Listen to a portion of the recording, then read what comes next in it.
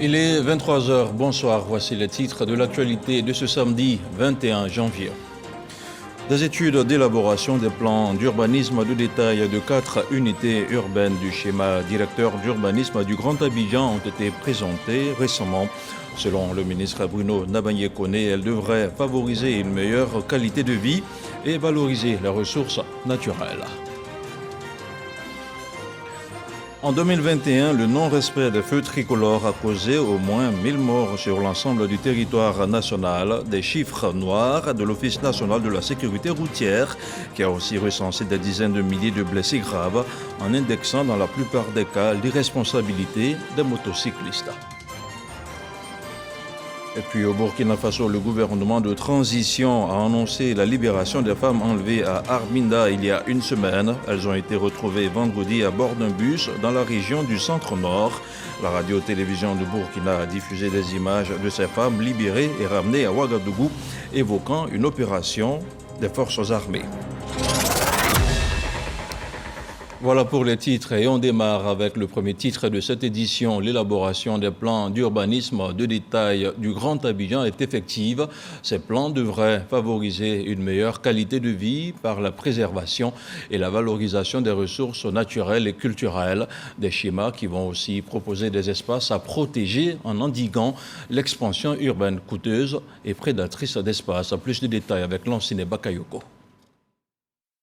Problèmes de mobilité, désordre urbain, insuffisance de logements décents, inondations, occupation anarchique des espaces publics, toutes ces problématiques dégradent fortement la capitale économique ivoirienne.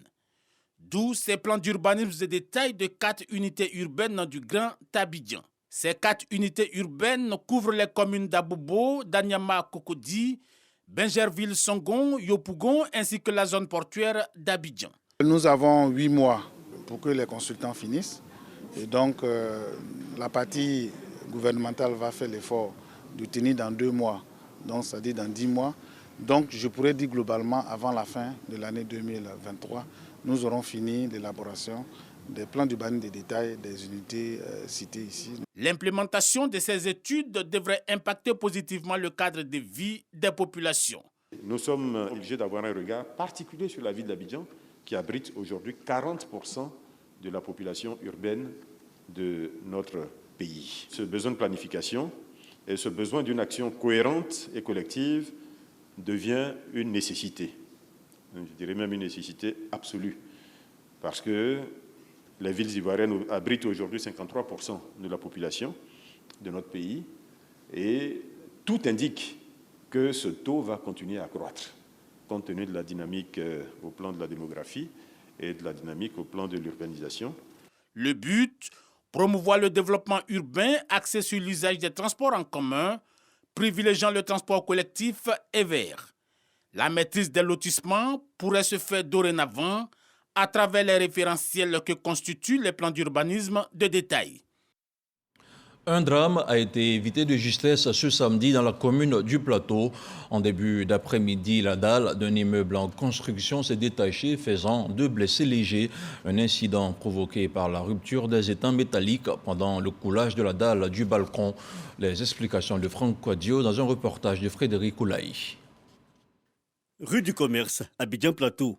Les faits se déroulent ce samedi après-midi entre 14 et 15 heures. Il ne s'agit pas d'un effondrement d'immeuble, contrairement à la rumeur, mais plutôt d'un détachement de dalles provoqué par la rupture des étais métalliques lors du coulage du béton de ce balcon.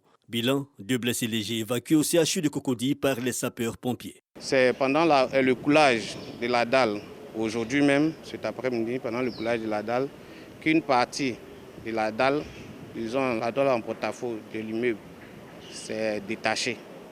C'est dû à la rupture des étais métalliques. Ce sont ces étais métalliques-là qui ont cédé, ce qui a provoqué la cession de cette partie de la dalle de balcon en porte-à-faux, d'une superficie estimée à environ 100 mètres carrés. Ce projet de construction dispose de permis de construction R+5 à usage bureau. Selon la plateforme collaborative de contrôle de construction anarchique, une cellule du ministère de la Construction venue au contact pour le constat d'usage. Ce chantier dispose d'un cabinet de contrôle qui fait le suivi de cet ouvrage.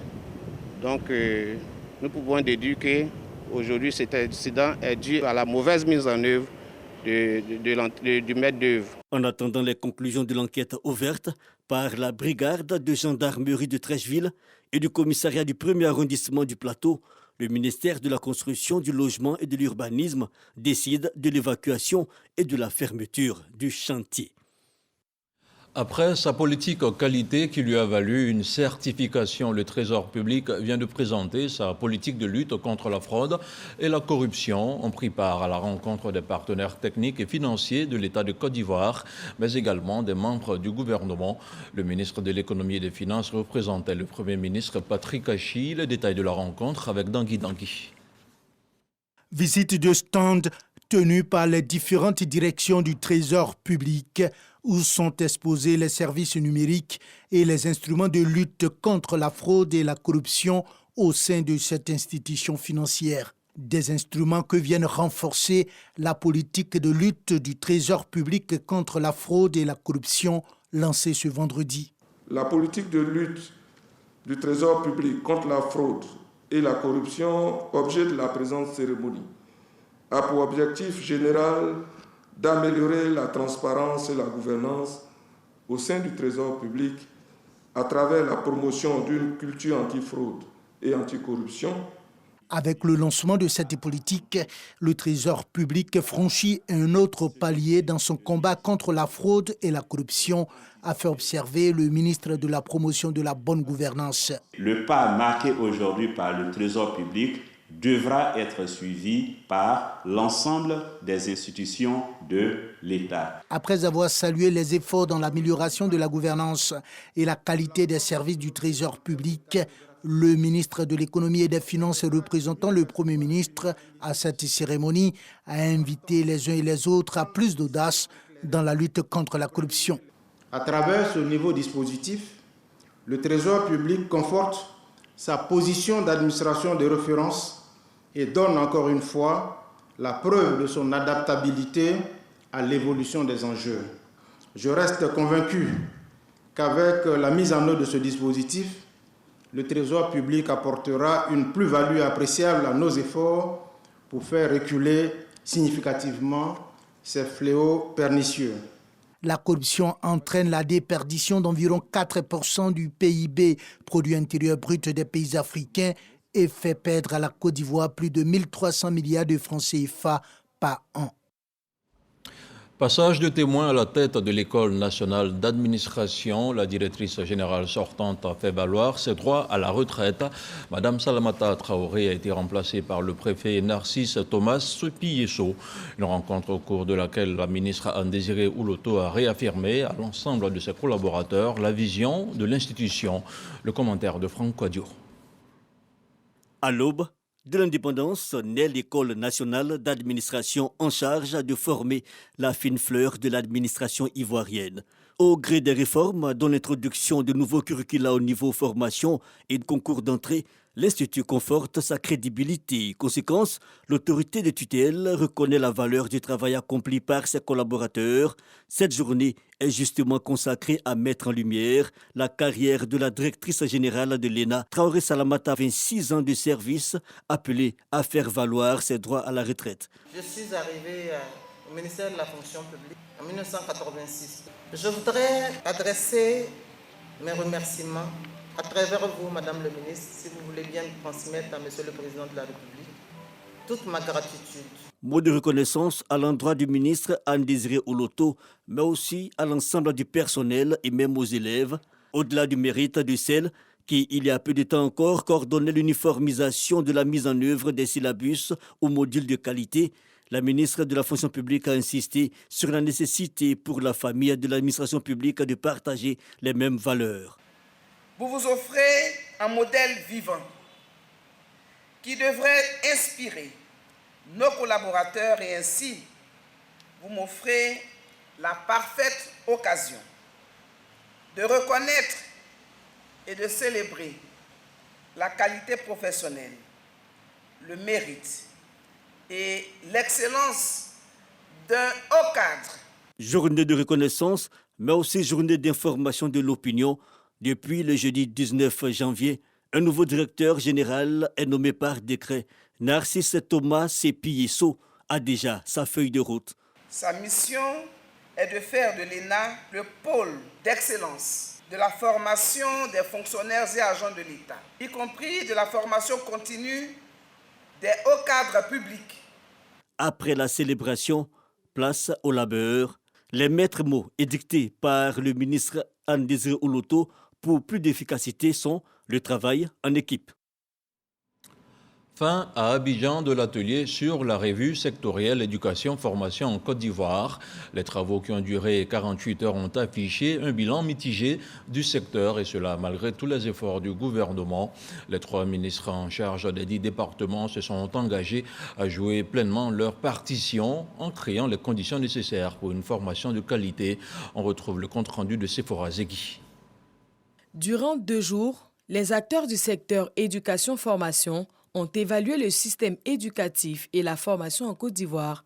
Cela en vue de permettre une adéquation entre la formation et les enjeux du développement socio-économique du pays. De ces échanges, il en ressort un bilan partagé. Sur les 207 indicateurs de performance, 52% ont atteint leur cible ou sont en bonne voie, 44% sont en mauvaise voie et 4% partiellement en bonne voie. Une analyse plus approfondie fait ressortir un problème de gouvernance marqué par la faiblesse de la mise en œuvre des réformes dans le secteur.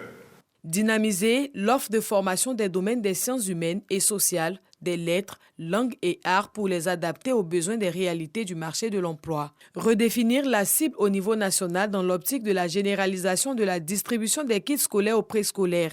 Ce sont entre autres les recommandations de la revue sectorielle 2022. Prendre en compte les documents de référence générés par les EGENA et intégrer les recommandations issues du sommet mondial pour la transformation de l'éducation. Organiser des assises sectorielles pour revoir certaines orientations stratégiques qui sont en contradiction avec les ambitions de la nation. Les ministres en charge du secteur éducation-formation entendent jouer leur part de responsabilité en créant les conditions nécessaires pour une formation de qualité. Nous avons fait une revue de l'ensemble du dispositif et nous avons noté ce qui ne marche pas ou qui ne marche pas très bien à notre goût. Et en ce moment, les mesures correctives seront prises pour faire en sorte que les choses redeviennent ce que nous avons souhaité au départ. Nous avons décidé, mes collègues et moi-même, d'inscrire la revue sectorielle comme une priorité et par la suite de prendre toutes les dispositions nécessaires en vue d'activer le comité interministériel de coordination du secteur éducation-formation, SICSEF, et renforcer les capacités opérationnelles de la task force. Les conclusions sorties de ces assises vont permettre au gouvernement de faire les investissements nécessaires en vue d'améliorer l'accès à l'éducation, la qualité de l'enseignement ainsi que la gouvernance des sous-secteurs du système éducatif. Autre chose, à présent, le ministère de la Réconciliation et de la Cohésion nationale dresse son bilan de l'année écoulée. En présence de ses partenaires techniques et financiers, il a aussi annoncé ses perspectives pour l'année 2023. Le ministre Kwadio Konambertin en a profité pour saluer la vision du chef de l'État, une vision qui se résume en la réconciliation du peuple ivoirien dans son ensemble. Le commentaire de Jean-Marc Djadji. Pour cette année 2023, le ministère de la Réconciliation et la Cohésion nationale a décidé de mettre les bouchées doubles. Kwadio Konambertin, lors de sa rencontre bilan avec son ministère et ses partenaires techniques, a fait un tour d'horizon des progrès faits par son ministère en ce qui concerne la recherche de la paix en Côte d'Ivoire. Un bilan 2022 qu'il juge satisfaisant, vu le retour des exilés, de Charles Blé Goudé et de l'ex-président Laurent Gbagbo. Selon lui, beaucoup reste encore à faire. Aujourd'hui, toutes les structures sont en place et ça a été l'occasion pour moi non seulement de saluer leur ardeur au travail, mais de les remercier surtout et les féliciter parce qu'ils ont fait preuve d'abnégation. 2023 va se couronner par les élections municipales. Notre objectif, c'est de consolider davantage la paix sociale, faire en sorte de ressouder le tissu social, faire en sorte de travailler à l'unité du pays et de travailler à la cohésion. Le chef de l'État nous a fait confiance. Mes collaborateurs, moi aussi, je leur fais confiance à mon tour. Ensemble, main dans la main, nous devons travailler sans relâche pour justement relever ensemble les défis que nous nous sommes fixés. Au terme de sa rencontre, Kouadio Kounon-Bertin a demandé à tous de s'investir même dans les contrées les plus reculées pour que la réconciliation soit effective en Côte d'Ivoire, afin que celle-ci retrouve sa paix et sa stabilité pour une Côte d'Ivoire émergente. Celui qui construit une mosquée pour Allah, Allah lui construit son équivalent au paradis. Il y a un an, les fidèles musulmans de la mosquée résidentielle de Toumoudi voyaient leur temple retrouver un nouveau visage. Ces derniers ont décidé de célébrer ce grand geste de générosité de la ministre-gouverneure du district autonome des Lacs. Un événement commémoré en présence de Raymond Goudou Kofi le 13 janvier dernier. Le commentaire de Didier Nguessan. Voici une année maintenant que la mosquée résidentielle de Toumoudi abrite la grande prière du vendredi, cela grâce à la rénovation dont elle a fait l'objet en 2022. Une réhabilitation à laquelle aura contribué la ministre-gouverneure du district des Lacs, Raymond Goudou Kofi. Elle est donc venue se joindre aux fidèles de la communauté pour commémorer l'événement. Je réitère mes remerciements au nom des imams et au nom de la communauté musulmane à Madame. J'ai demandé à notre Seigneur, Allah le Tout-Puissant, de la garder longtemps. Elle a donné beaucoup de santé, beaucoup de prospérité, beaucoup de chance. Pour la ministre-gouverneure, c'est tout un honneur d'avoir contribué à la rénovation de cet édifice religieux. Il n'existe aucune différence entre l'islam et le christianisme selon elle. Ce n'est que l'amour et le vivre ensemble qui priment. Donc beaucoup de plaisir que j'ai reçu cette invitation à appuyer la construction de cette mosquée, à l'achever, parce que je me suis sentie intégrée fortement dans la communauté. Vous savez, on a un seul Dieu, je le dis toujours. Je pense que vivre ensemble, c'est cela. Au thème de la rencontre, des prières ont été formulées pour la paix et la stabilité en Côte d'Ivoire. La section du COSIM de la région du Sud Comoé a un nouveau président. Il s'agit de l'imam Moussa Dramé de la mosquée Fatma Zahra de Grand Bassam. Vendredi, le nouvel amir a reçu plusieurs soutiens, dont celui de l'Association des femmes musulmanes de Côte d'Ivoire et de la Confédération des femmes musulmanes de Côte d'Ivoire. L'imam Moussa Dramé a quant à lui placé sa mission sous le signe de la cohésion et de la paix. On en parle avec Dema Dongui, Konepa Gassoro. Grand Bassam, mosquée Fatma Zahra. L'imam Moussa Dramé, imam principal de cet édifice religieux, félicité par l'Association des femmes musulmanes AFEMSI et par la Confédération des femmes musulmanes de Côte d'Ivoire, COFEMSI, c'est que l'homme de Dieu a été nommé à la tête du Conseil supérieur des imams des mosquées des affaires islamiques en Côte d'Ivoire, COSIM, de la région du Sud Comoé. Aujourd'hui, nous parlons de l'imam Dramé. Il a eu l'honneur d'être nommé par ses actions d'abord, les actions de paix. L'AFEMSI a pu s'asseoir dans notre pays, la Côte d'Ivoire, grâce à la persévérance de l'imam Dramé, car à la création de l'AFEMSI, c'est l'imam Dramé qui a été proposé à l'AFEMSI pour les accompagner dans tous les recoins de la Côte d'Ivoire pour installer les sections de l'AFEMSI. L'imam Moussa Dramé dit compter sur le soutien de la communauté musulmane dans son ensemble pour mener à bien la mission à lui confier. Il n'a pas manqué à cette occasion de définir ses priorités durant sa mandature. Nous allons d'abord, dans un premier temps, rassembler l'ensemble des imams de notre région. Je vais parler de la région Sud-Comoé. Et les envoyer en mission, prêcher pour non seulement la paix, mais pour le maintien de la paix. Cette visite de courtoisie et de reconnaissance de l'AFEMSI et de la COFEMSI à l'imam principal de la mosquée Fatma Zahra de Grand Bassam a été marquée par la promesse du nouveau président du COSIM régional du Sud Comoé, celle de redynamiser l'association fêtière des femmes musulmanes en Côte d'Ivoire. Une prière spéciale pour la paix et pour le président de la République, Alassane Ouattara, et pour son gouvernement, a mis fin à cette visite religieuse.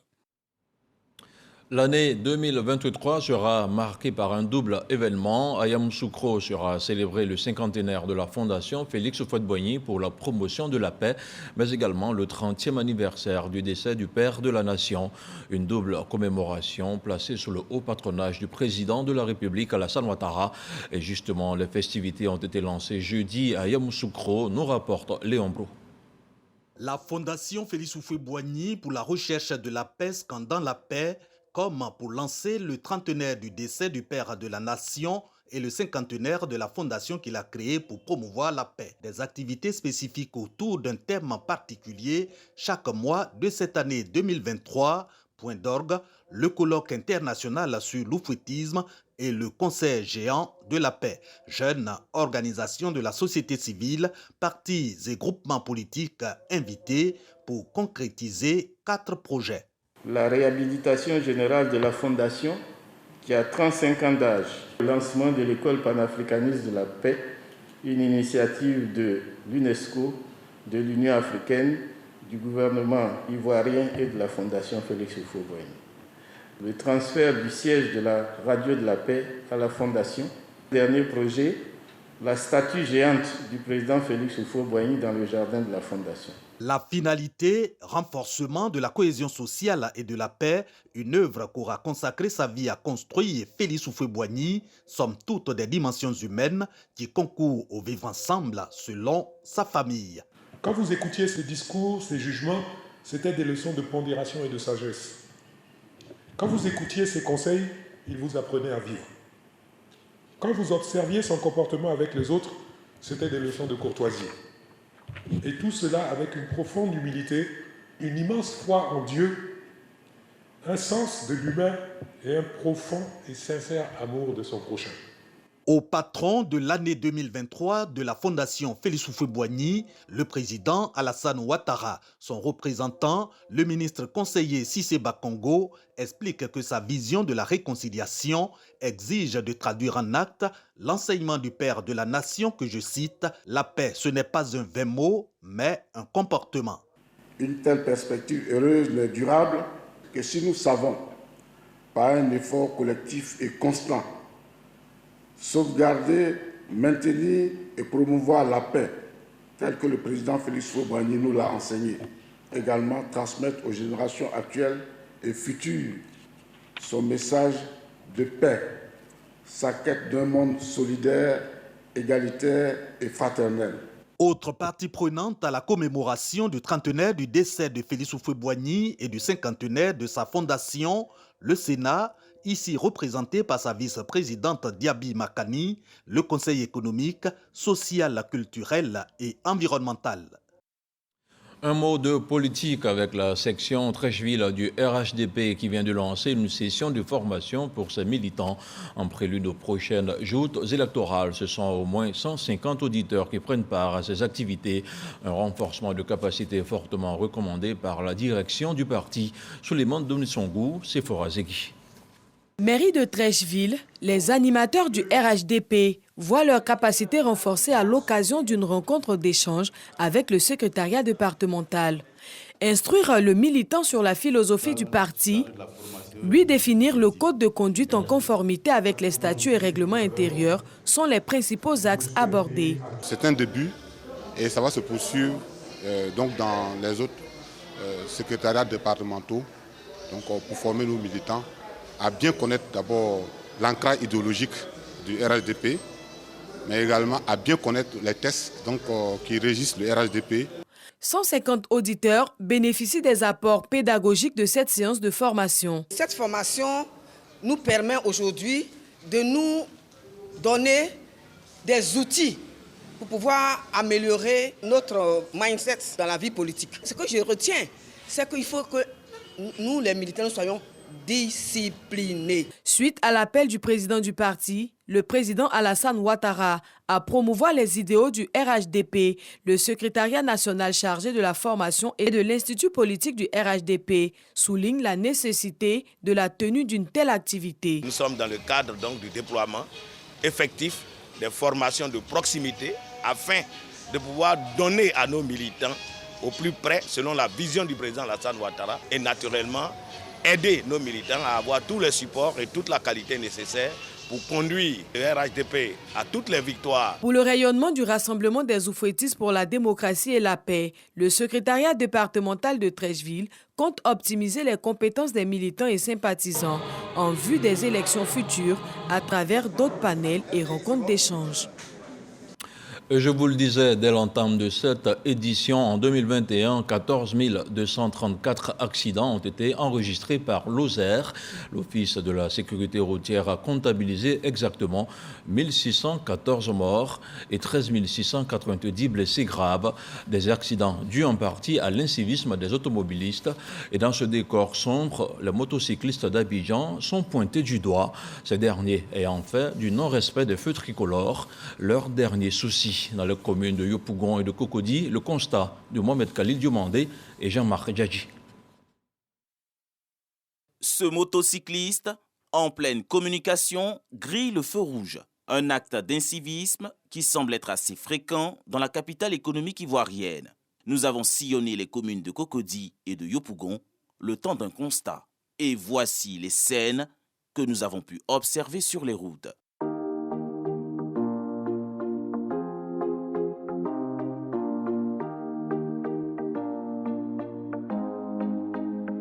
En seulement 20 minutes environ, une trentaine de motocyclistes contreviennent à la règle sur les feux tricolores.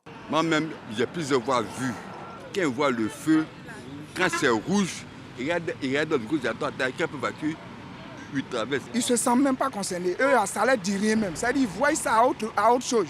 On dirait qu'ils ne connaissent pas. Oh, ils font semblant. Là, à chaque arrêt, il y a beaucoup d'accidents. Normalement, quand les feux rouges, tout le monde doit s'arrêter, que ce soit voiture ou moto. Mais là, quand tu as déjà grillé le feu là, l'autre va voir là, c'est vert là-bas. Quand ils vont traverser là, ça a créé quoi? C'est un accident. Le district d'Abidjan a enregistré en 2021 7 899 accidents sur 14 234 en Côte d'Ivoire, selon l'Office de la sécurité routière Ozère. L'excès de vitesse et le non-respect des feux tricolores en sont quelques facteurs majeurs. Les populations indexent de plus en plus les livreurs pour leur manque de civisme. Pas de route là, ça ne les intéresse pas. Ce qui les intéresse, c'est les recettes journaliers. Peut-être on les impose 6 000 francs, 8 000 francs, 10 000 francs, c'est les recettes journaliers qu'ils importent. Les voitures, même, souvent, ils sont un peu plus protégés. Eux-mêmes, souvent, ils n'ont même pas de casque. Et puis, c'est eux-mêmes qui font ça. Pour se justifier, les concernés brandissent comme argument le respect des délais de livraison et autres urgences. On a plusieurs communes à livrer. On a moins de temps.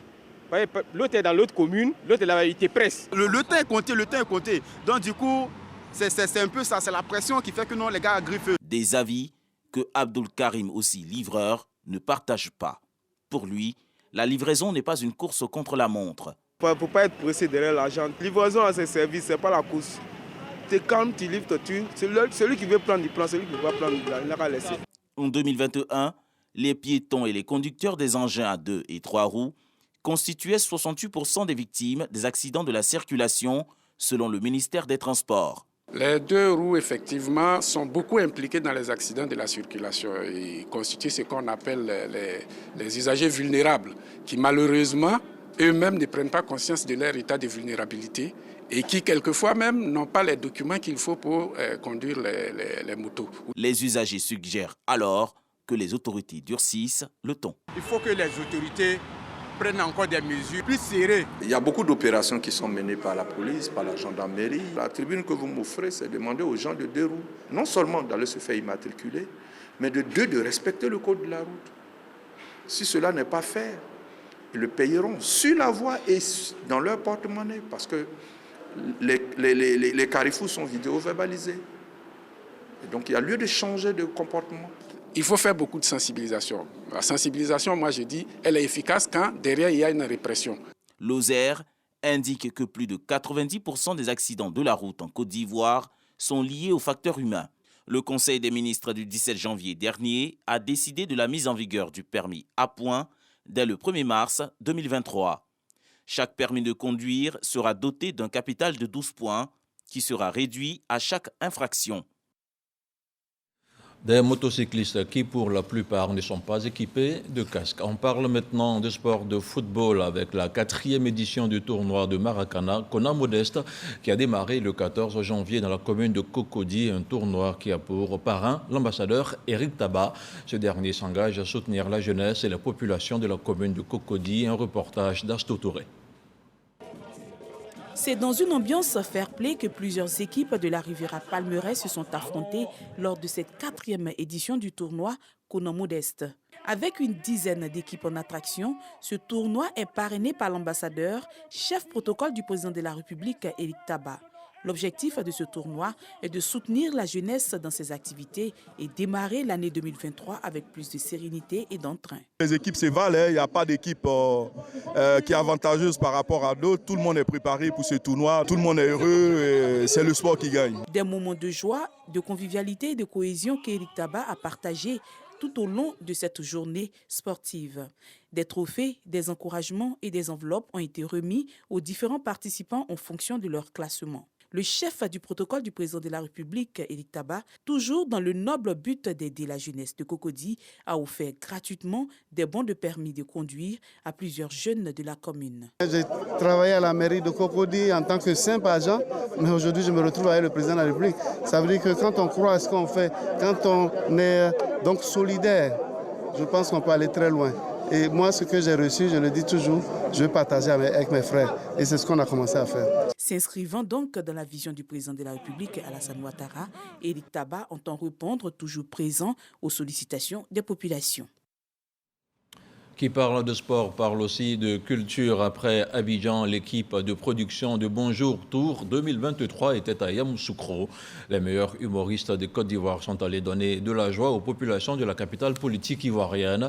Retour sur l'ambiance qui a prévalu à la Fondation Félix Houphouët-Boigny avec nos reporters Nou Sangaré et Demadongui Konepa Gassoro. L'esplanade de la Fondation Félix Houphouët-Boigny pour la recherche de la paix transformé en un temple de l'humour. Nous sommes à la messe de l'humour de la radio-télévision ivoirienne Bonjour Tour 2023. Ce rendez-vous annuel du rire a réuni sur une même scène les meilleurs humoristes du moment. Qu'elle a plongé comme ça, sa tête est rentrée dans le fossile de la fille là. Donc c'est le fossile là qui a trempé son cou, comme façon de parler à un coup de volet là. J'ai dit on tire le gars, c'est bloqué. Des blagues, mais aussi des moments de fou rire qui a laissé le public en extase. Je voudrais dire merci à monsieur le ministre Omar Yarasouba qui ne ménage aucun effort d'égayer, de donner la bonne humeur aux populations de Yamoussoukro que nous sommes. Nous avons besoin de ça. Nous souhaitons que chaque année, cela se passe. Bon, c'est devenu comme une tradition maintenant pour nous, parce que quand l'année arrive, on s'attend vraiment à ça et puis c'est vraiment bien. Bonjour Tour 2023 intervient dans un contexte particulier, celui de la célébration des 60 années d'expérience de la RTI. Le directeur général de la RTI, M. Fosseni Dambélé, me charge de vous dire merci pour les 60 ans de la RTI. Vous et nous avons des projets. Bonjour Yamoussoukro, c'est devenu une tradition. Et ce soir encore, on va marquer la première étape ici. Parrain de Bonjour Tour 2023 dans la capitale politique, Souleymane Diarra-Souba, ministre du Commerce et de l'Industrie par ailleurs, député de Yamoussoukro, a traduit sa gratitude à la direction générale de la RTI qui ne cesse de donner le sourire aux Ivoiriens en cette nouvelle année à travers l'humour. Le concept de Bonjour est un concept qui permet aux Ivoiriens de se retrouver et de commencer l'année avec la bonne humeur, de commencer l'année avec le sourire, de commencer l'année avec le rire.